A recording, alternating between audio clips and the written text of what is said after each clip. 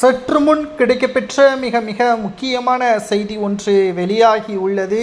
அதிமுகவின் அலுவலகத்திற்கு கெத்தாக பன்னீர்செல்வம் அவர்களது என்ட்ரி வரும் என்பதை செங்கோட்டையன் அவர்களின் ஆதரவாளர்கள் தெரிவித்துள்ளனர்.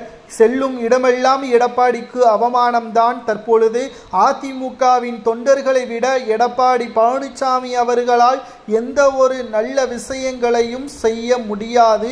மக்களை சந்தித்தாலும் களத்தில் இறங்கி தொண்டர்களது வேலை வெற்றிகரமாக நடைபெற்றால் அதிமுக வெற்றியடையும். ஆனால் எடப்பாடி பழனிசாமி அவர்கள் அதிமுகவை ஒருங்கிணைக்காத வரை ஒருபோதும் அது நடப்பதற்கு சாத்தியமே கிடையாது.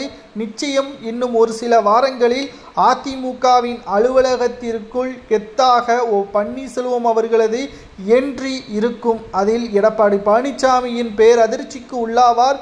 அதிமுகவின் ஒருங்கிணைப்பாளர் பதவிதான் உயர் பதவி என்பதையும் அதிமுகவின் தொண்டர்கள் தெரிவித்து வருகிறார்கள். பல்வேறு கட்ட பிரச்சனைகள், பல்வேறு கட்ட விமர்சனங்களுக்கு மத்தியில் எடப்பாடி பழனிசாமி அவர்கள் ஏன் இத்தனை தேர்தல்களில் தோல்வியை தழுவினார்? அவர் திறமையானவர் என்றால் அவரால் ஏன் வெற்றியடைய முடியவில்லை? எடப்பாடியும் முன்னாள் அமைச்சர்களும் ஆதரவாக கட்சியை வழிநடத்தலாமே தவிர வெற்றியடைவது என்பது அதிமுகவின் தொண்டர்களால் மட்டும்தான் முடியும்.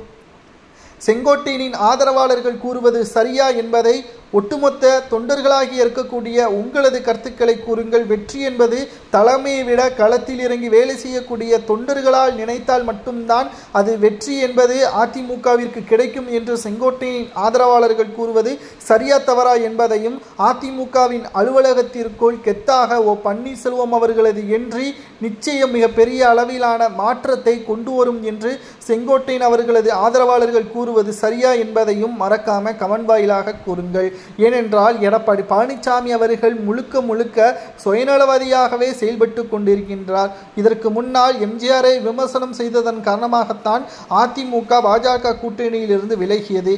ஆனால் தற்பொழுது அமித்ஷாவையும் பாஜகவின் மூத்த நிர்வாகிகளையும் அதிமுக ஆட்சியை இழக்காமல் இருந்ததற்கு அவர்களது உறுதுணைதான் அமைந்தது என்று அதிமுகவின் எம்எல்ஏக்களையும் நிர்வாகிகளையும் மறந்து பாஜகவின் காலிலேயே விழுந்துவிட்டார் என்ற குற்றச்சாட்டும் அவர் மீது முன்வைக்கப்பட்டு வருகிறது.